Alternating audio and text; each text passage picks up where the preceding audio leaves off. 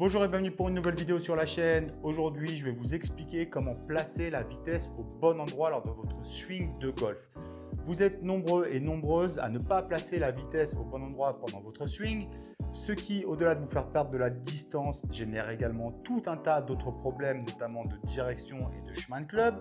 On va voir ensemble aujourd'hui deux façons pour comprendre, apprendre et travailler ce placement de la vitesse au bon endroit. Vous allez voir que c'est très simple, que comme d'habitude, vous allez devoir mettre un petit peu les mains dans le cambouis et faire l'exercice que je vous recommande.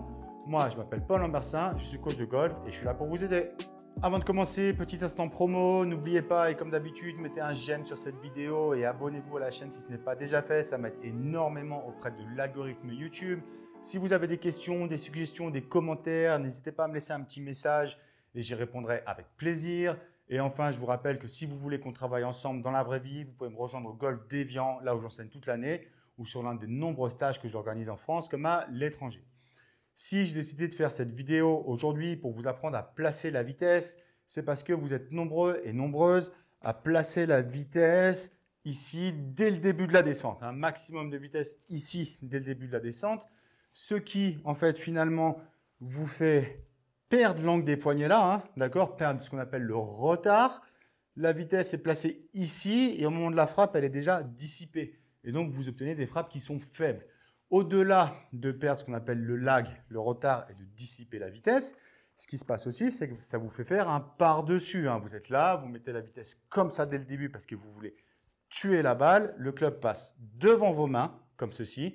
Et à partir de là, vous avez un chemin de club extérieur-intérieur qui vous fait couper la balle. Donc, ça fait déjà quand même deux bonnes raisons pour apprendre à placer la vitesse au bon endroit, à mieux placer la vitesse.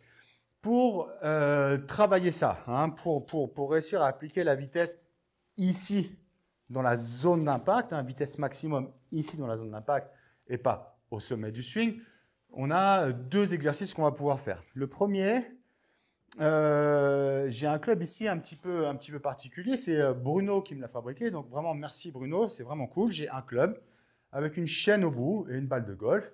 Et l'idée, ça va être, et même si vous ne l'avez pas, je peux quand même vous expliquer, après on fera un truc qui sera un peu plus facile pour vous à mettre en place, mais l'idée en fait, si vous voulez, ça va être de swinger comme ceci mon club et d'apprendre à faire le bruit, à faire générer le sifflement entre là et là, d'accord? Et pas à faire siffler dès le début ici, mais à comprendre, à garder cette réserve d'énergie et à le faire siffler ensuite au bon moment. Donc ça, c'est super intéressant de travailler comme ça. Pour les plus bricoleurs d'entre vous, vous pouvez vous fabriquer ça à la maison. Moi, je suis extrêmement content d'avoir ça. Je place mon club et j'essaie de maintenir, en fait, si vous voulez, maintenir même le retard de la chaîne, hein, en fait, si vous voulez. Hein. Je suis là, je swing et je maintiens cette chaîne.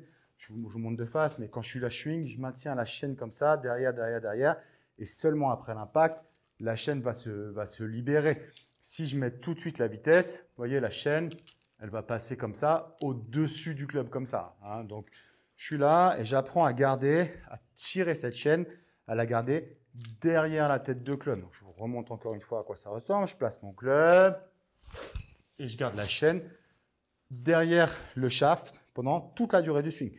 Ça, pas forcément facile de s'en procurer un ou de se le fabriquer, donc je pense aux autres.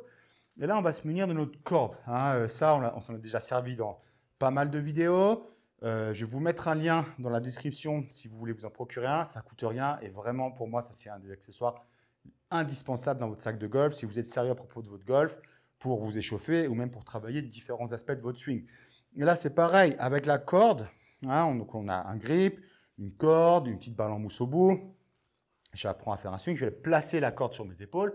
Et là, même chose, avec la corde, vous n'allez jamais faire ça. Sinon, vous voyez, vous allez vous prendre la corde ici sur les hanches.